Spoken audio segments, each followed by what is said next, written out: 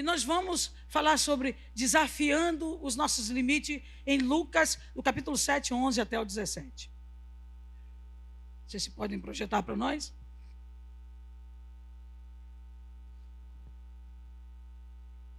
Na minha versão, a Bíblia Viva diz assim.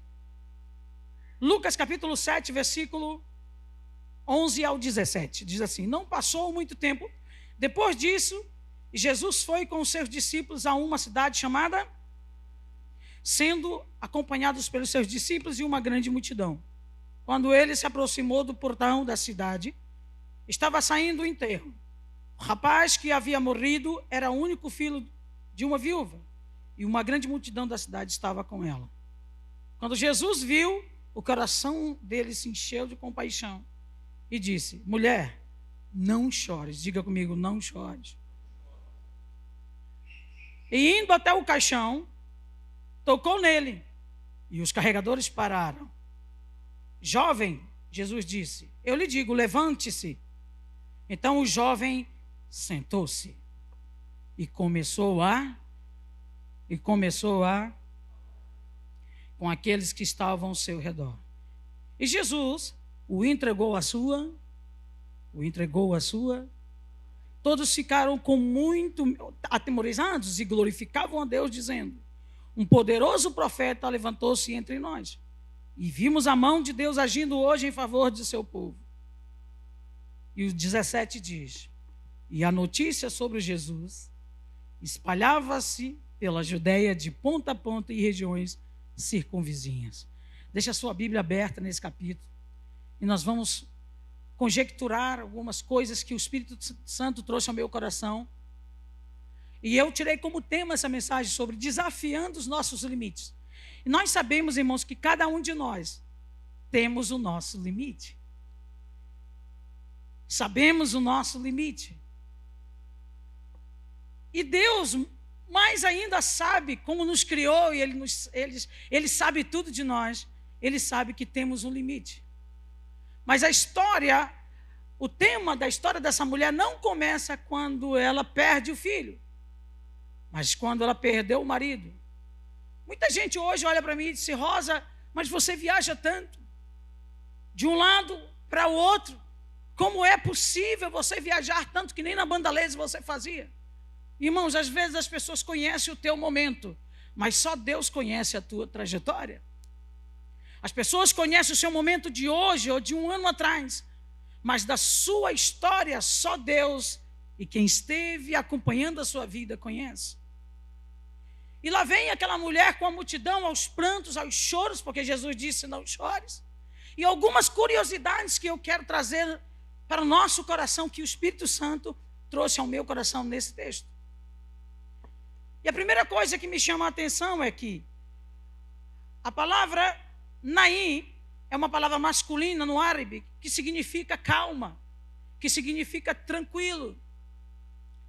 E o interessante é que quando o menino começa a passar mal, creio eu, Jesus já estava a caminho da cidade, das portas da cidade.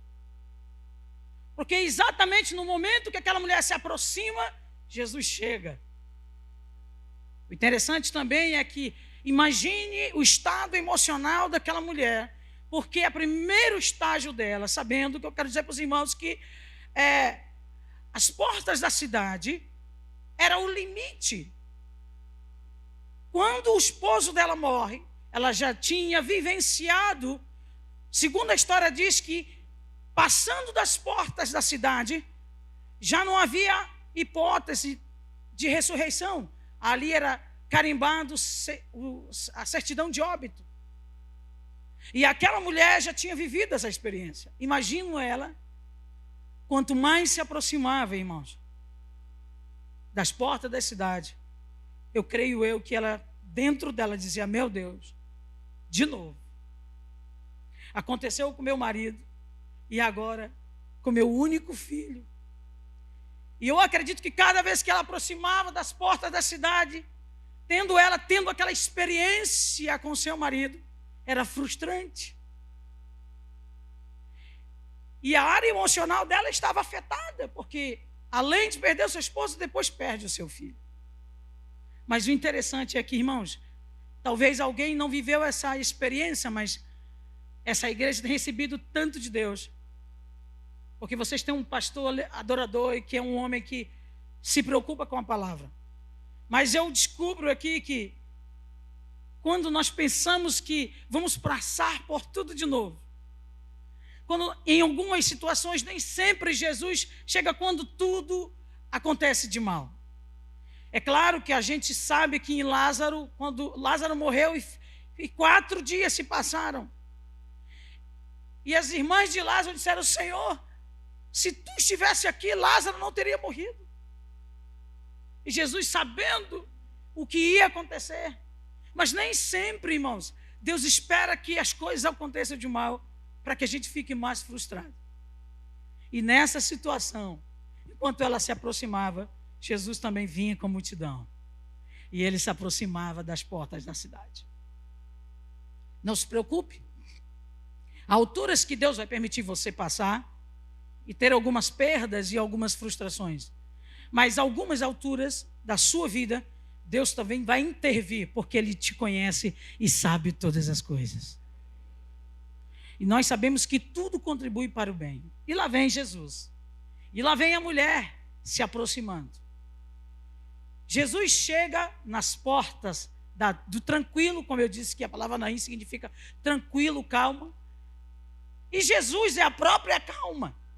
Jesus é a nossa tranquilidade. Olha, irmãos, o que não me faz perder o sono não é a falta do mantimento, a falta do carro, a falta talvez de uma roupa, mas o que me tira o sono é às vezes saber que tem mais de 300, 400 pastores que não têm a sua própria língua no próprio dialeto. E às vezes eu me acordo e me lembro disso e vou orar.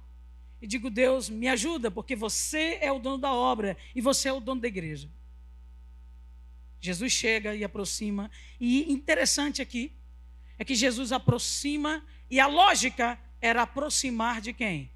Do caixão e fazer logo o menino ressuscitar.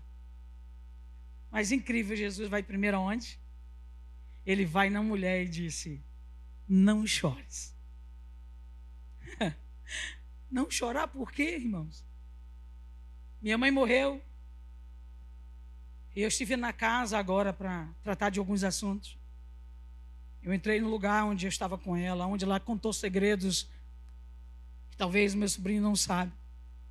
Contou coisas que eu chorei muito. E lá eu chorei muito, sozinho no quarto. Disse: Jesus, muito obrigado, porque deu tempo de eu falar para ela o quanto tu és tremendo e como tu fez na minha vida, na vida da minha família, como tens feito. Ele abraça a mulher e diz: não chores. E segundo o texto, se você ver, eu em nenhum momento disse: Deus, eu orei e você curou fulano. Não, eu só abri os olhos, eu não dormi por 15 dias. Tem coisa que eu não conto na minha família. Meu sobrinho vai até saber dessas coisas agora que eu tenho que falar para os irmãos entenderem. Perto, algumas horas de eu ter uma hemorragia interna, eu quase não conseguia abrir o olho. Eu estava na casa de uma missionária. Eu disse: Jesus, eu fiz a pior oração da minha vida. Eu disse: Deus, eu vou fazer uma oração que eu não devia fazer, mas eu estou cansado, meus braços caídos. Eu perdi 7 quilos em menos de uma semana. Disse: Deus, onde tu estás? E não tinha mais lágrimas, eu não conseguia dormir por 15 dias. Os remédios não faziam efeito. Eu disse: Deus, eu não acredito que eu vim para cá para morrer. Existe um plano ainda comigo nessa nação. Mas eu te agradeço, porque se eu for contigo agora, eu estou pronta. Eu costumo brincar, né? Perdoa até os pecados que eu não lembro. Eu disse: Deus, eu quero dormir como um sinal. E eu dormi. Eu senti que um peso saiu do quarto. E quando eu acordei, um carro estava à minha espera. Era um dos irmãos, a esposa do meu médico. E ele disse: Rosa, você é um caso de pesquisa. Só a febre tifoide te matava. Ele veio me dizer depois de 3 meses da minha recuperação. Sabe, irmãos, quando nós chegamos no nosso limite, nós temos que ser gratos a Deus. Diga comigo, porque gratidão gera provisão. Em nenhum momento você vê Jesus rodopiando, fazendo língua estranha, fazendo coisinhas. Ele nunca fez esses movimentos, nunca. Não. Apenas ele chega na frente da tumba de Lázaro. Lázaro estava com 4 dias, estava a cheirar mal. Mas ele não se empolga, ele não tenta impressionar a Deus com uma oração muito poderosa. Ele disse, Deus, eu sei que tu sempre me ouves. Nos 5 pães e 2 peixinhos, ele também não rodopiou. Como eu dei uns pulos hoje aqui. Ele não tentou impressionar o Pai para ser visto como um grande crente, como um grande profeta, não. Ele pegou os 5 pães que está na mão da igreja, que está nas nossas mãos. Ele deu graças. E o milagre aconteceu nas mãos de quem? Nas mãos dos discípulos. Porque os discípulos deram uma desculpa, Senhor, manda o povo embora. Porque não há comida, vamos dar uma pausa no culto. E Jesus disse, dai-vos de comer. Porque quando nós queremos fazer, não damos uma desculpa, mas encontramos uma solução. Às vezes eu meto o cartão, não sai nada. E eu olho para Jesus, Senhor, eu preciso resolver uma situação de um pastor. Nós também mandamos operar muitos pastores. A maioria, de cada 10 pastores, 3, 4 têm hérnia. E são gigantescas. E os irmãos até brincam comigo, cuidado com a rosa, aquela manga cortar tudo. E nós fazemos a campanha, custa mais ou menos 300, 400, 300, 250, 300 reais para operar. Porque quando eles colocam na fila, passa 2 anos, 1 ano, para entrar na fila. E há alguns médicos cubanos que nós evangelizamos, eles fazem um bom preço e nós conseguimos operar. Irmãos, vocês não têm ideia de quando nós conseguimos operar um líder que está com hérnias. Já tive algumas experiências, né, da família inteira vir para Jesus. Inteira. Parentes. E quando eu cheguei na aldeia, a família toda veio de encontro comigo. E para eles, 300, 250 reais é muito dinheiro, eles não têm condições. Perspectiva em Moçambique é de 28, 30 anos. Eles não têm 3 refeições por dia. E quando aquele papá conseguiu operar de hérnias, vocês não têm ideia da festa que há na aldeia. Eles só não me levantam. Agora eu acho que eles já podem, porque eu estou com menos de 16 quilos. Mas quando eu estou, né, eu creio que eu não vou chegar mais os 101 quilos, como no ano passado, eles colocam 2 cadeiras dessas e me levantam. E eu fico zangada com eles, porque eu digo para eles levantarem Jesus bem alto, mas isso é cultural, você pode fugir. Às vezes, uma vez eu coloquei a cadeira por trás da parede, assim, fiquei, para eles não me levar. Um vacilo que eu dei, eles invadiram, pegaram e saíram me levando, assim. Não tem jeito. E eu fico, meu Deus, misericórdia. Não, mas você não cai, eles seguram bem mesmo, até as mulheres seguram. Isso é a África. Jesus cura as emoções. E o engraçado aqui, os carregadores de defunto não perceberam quando Jesus se aproximava. Eu aprendi, sabe, algo muito forte aqui.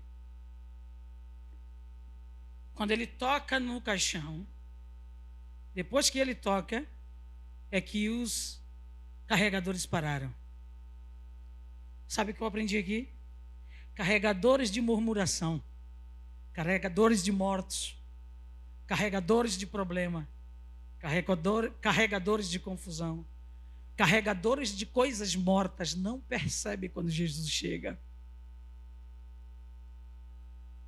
Você escolhe o nível de adoração que você quer.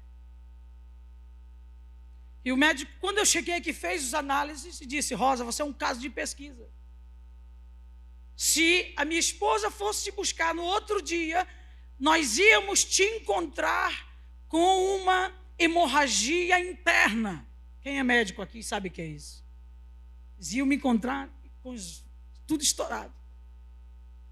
Com algumas horas antes. Mas aquele que conhece os nossos limites, aquele que sempre está a caminho do nosso limite, ele sabe. Às vezes ele permite, sabe? Há uma frase que eu carrego comigo que diz assim: Deus leva o homem às águas profundas não para afogá-lo, mas para limpá-lo.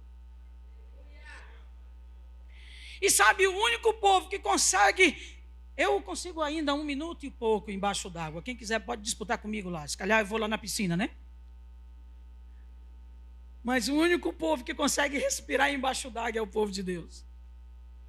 Sabe por que você respira debaixo d'água no mundo espiritual? Porque a própria água é Jesus, é a água da vida. Ele disse para a mulher: olha, todos que vêm tomar dessa água voltarão a ter sede. João capítulo 4. Mas aquele que beber da água que eu lhe der, fluirão, fluirão, fluirão, fluirão, fluirão, fluirão. Yes!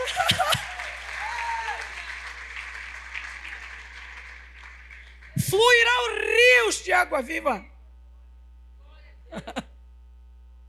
E às vezes eu digo para eles: não chove. E às vezes tem que desmontar o seminário. Mamãe Rosa, não temos comida, vai embora. E eu tenho que dizer: essa tarde vai chover, papá. E depois que eu digo para eles: essa tarde vai chover, eu vou lá para o retrete. Sabe o que é o retrete, não sabe? Aquele banheiro velho de palha, com um buracozinho. Você não pode nem se encostar, porque se encostar, cai. Porque é uns pau assim, com palhas. E o banheiro é baixinho, porque os macuas são baixos. Eu também sou baixinha, mas a minha cabeça ainda passa do limite daquele sanitário feito de palha. E eu ter que ficar no buraquinho, dizendo assim: Deus, eu falei que vai chover. E os nossos limites são desafiados ao fio. Porque não pode encostar, porque senão vai quebrar. Quando eu olho, está cheio de mamás a me olhar. Xiii, mamá, que se passa? Pensaram que eu estava entupida. Eu disse: não, mamãe, está tudo bem. Foram chamar os papais. Eu disse: não, só estou a chorar. E sabe, eu vejo o Hudson cantar, né? Me lembro do Fernandinho, né? Que ele tem um timbre do Fernandinho. Não dava para cantar assim. Eu vejo uma pequena nuvem do tamanho da mão do homem. Eu olhava, não tinha nuvem nenhuma. E eles esperando lá. Mamãe disse que vai chover. Mas mamãe, você não está entendendo. Eu digo: você que não está entendendo. E deixa eu chegar no banheiro e fico lá: Deus, eu falei que vai chover. Mas eu creio, Senhor, porque eu prego que gratidão gera provisão. Eu te agradeço. Eu estou a ver a chuva, Senhor, eu estou a ver a chuva. Eu só não posso cantar a musiquinha, mas eu estou a ver, os meus olhos da fé estão a ver. E quando é a tarde, a chuva caiu. Chuva, chuva, chuva. Aplauda Ele, porque é Ele que manda a chuva. Ele que é a nossa fé, união, alegria, esperança, amor, perdão, realizações, luz, bondade, amizade, sucesso, sabedoria, respeito, adoração, força. E olha quem está embaixo: toma este nome que é sobre todo nome que se nomeia: Jesus, Jesus, Jesus.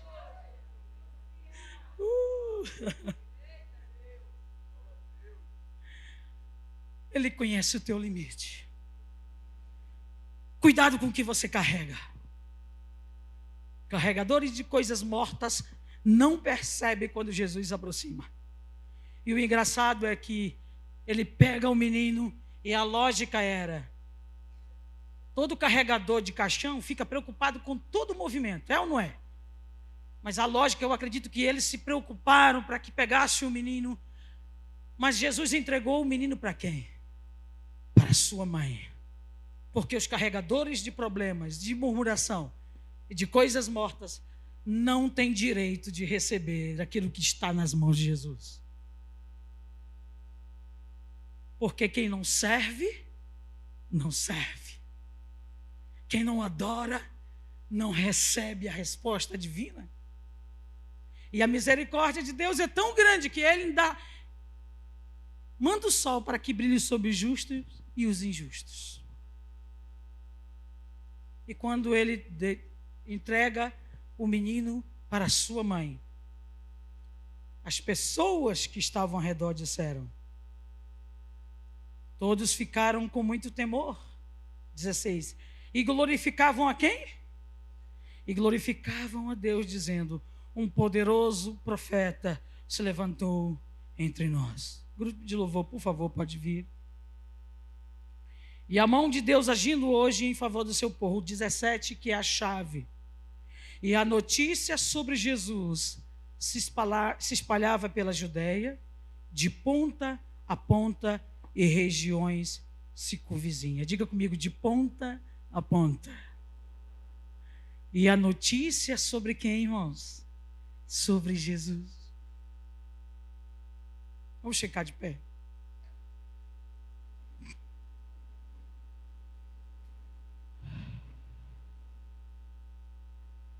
Desafiando os nossos limites. O meu pedido nessa noite a Deus, esses dias, e hoje foi nos dado esse desafio. Há pedidos aqui que nós fizemos durante a semana profética, como você que participou recebeu de Deus. Eu disse de manhã e vou dizer rápido. Irmãos, eu trabalho 1 ano e saio. 1 ano eu vou a Portugal e 1 ano eu venho ao Brasil. Mas é o ano todinho, sem ouvir alguém ministrar para a gente. A gente tem que dar. E quando a gente vai para a aldeia, acontece o que o pastor viu no vídeo. Irmãos, é constrangedor. Deixa eu dizer algo para vocês, para a gente orar e eu cantar. Na saída, agora, quando eu vim para o Brasil, o pastor anunciou sem eu saber. Escondido só entre eles, ele anunciou na igreja assim, irmãos, quando a Rosa vir nesse domingo, é o último domingo dela, nós vamos levantar uma pequena oferta para ajudar ela a tomar um refresco, uma bolacha. Irmãos, estou falando em níveis de cidade. Uma criança ouviu e ela juntou durante 1 semana um metical de uma moedinha que só dá para comprar um bolinho feito por eles, quando dá. E quando chegou 10 moedinhas de metical, que dá para comprar o bolinho, porque eles vêm de longe, mesmo no bairro, dá para eles virem de manhã, e toda criança, irmãos, quando vê aquela banquinha de salgadinho, que é igual aquele, como é que, acarajé, que é o bolo de feijão, assim, nós chamamos de badia. E a badia, irmãos, é a manteiga, é a margarina deles. Quem tem condições de manhã, corta o pão e compra badia, que é um bolinho cheio de óleo, irmãos. E eles apertam o pão, chega o óleo, desce. Você já prestou atenção que quando uma criança está comendo, uma criança desse tamanho, está com chocolate, é difícil, a gente vai pedir, ele faz assim, né? Eu fiz isso com uma criança lá que estava comendo mandioca, que eles comem a macaxeira crua. Eu fiz assim, ela, pedia. Não dá. Por isso que Jesus disse que nós temos que nos tornar como criança. Quem foi que se apresentou com o seu lanche? Um miúdo, uma criança. Está aqui meus 5 pães e 2 peixes. Os discípulos deram desculpa, mas tinha um menino que deu o lanche. Pastor Jeber, eu não esqueço disso nunca. Tudo dançando, vinha me abraçar. O grupo das mulheres deu um presente para mim, outros deu outro. Depois ficou por último uma menininha. Colocou 10 meticais na minha mão. Eu olhei para o pastor. Disse, pastor, ela ficou olhando assim. Me abraçou as minhas pernas. Quando ela virou a costa, eu coloquei a moeda na mesa. O pastor veio e disse, mamãe, Mete lá no teu bolso, para a miúda ver. 10 meticais todos os dias, Hudson. Quando ela conseguiu os 10 meticais, ela disse: papai, tem 10 de mili, trocarem para mim e dar minha oferta à tia Rosa. Como se fosse 5 centavos na nossa carteira, assim, mas para eles é muito valioso. O pastor disse: pega. Irmãos, quando eu peguei na moeda, começou a aquecer minha mão. Eu jogava de um lado para o outro, não tem microfone. Eu jogava de um lado para o outro, começou a aquecer. Eu disse: vai me queimar. Eu disse: Deus, o que é isso? Botava no bolso, aquecia a perna. E começou a esquentar aquela moeda. Eu disse: Deus, me ajuda. O que é isso? Ele disse: é o sacrifício de louvor dessa criança. Receba. Queimava como fogo ardente no altar. Uma criança. E essas coisas me quebram, me esmagam. Antes da minha mãe morrer, eu disse: mãe, falta 4 dias para eu voltar. O que eu faço? Tu quer que eu volte? Ela disse em bom tom: eu te abençoo, aquele povo precisa de ti. Diga para os filhos, mãe, porque está difícil, porque eu sou filha caçula. E era lógico que eu ficar para cuidar dela até o fim. Ela disse: Deus me livre, eu te abençoo. Ela não sabia orar. Eu disse: mãe, eu vou te ensinar a orar. E quando eu disse Senhor Jesus, ela pegou aquela palavra pelo Espírito e começou a orar por mim. Tinha um irmão de testemunha. A pergunta que se segue é: depois dessa semana profética, irmãos, o que você carrega? O que falam ao seu respeito? O texto 17 diz, o versículo diz, que o nome de Jesus era divulgado de ponta a ponta. Seja no café. Hoje nós estávamos, chorei tanto, aqui o pastor Hebe, a esposa de... Chegou um moço, nós encostamos o carro. E o Leonardo chegou com mochila, pedindo dinheiro. Eu de longe, olhando o pastor, disse: se você quiser, eu vou pagar um almoço para você. Vem. Ele veio. Quando ele recebeu o churrasquinho, eu disse: vem cá, senta. E no final da conversa eu disse, chorando, eu disse: Leonardo, eu sei o que você sente, porque eu também carreguei a mochila do pecado. Falamos do plano da salvação, ele aceitou Jesus ali. E o pastor Hebe me ajudou a orar. Simples assim, irmãos. Quem sabe esse jovem hoje, daquela ação tão simples, não vai ser um grande evangelista daqui a 10 anos.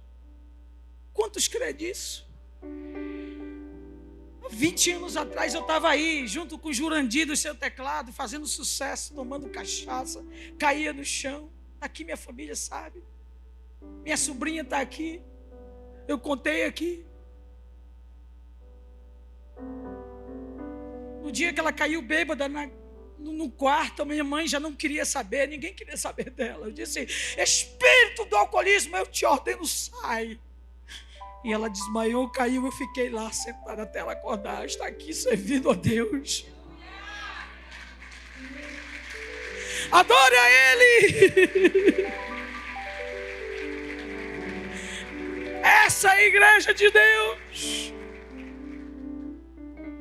Meu sobrinho também está aqui, grande pregador da palavra, conhecedor. Deus vai completar a obra.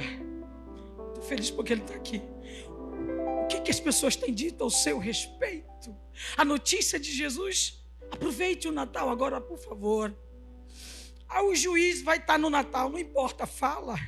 Deus precisou de alguém para falar para os ossos secos, para que se tornasse um exército. Se você não falar, sabe o que vai acontecer? As pedras vão clamar. Eu era uma pedra de alguém que se calou. Alguém na igreja se calou e Deus teve que me levantar. Eu era pedra, bêbada, miserável. Mas hoje eu posso dizer: eu e minha casa serviremos ao Senhor. Eu e minha casa serviremos ao Senhor.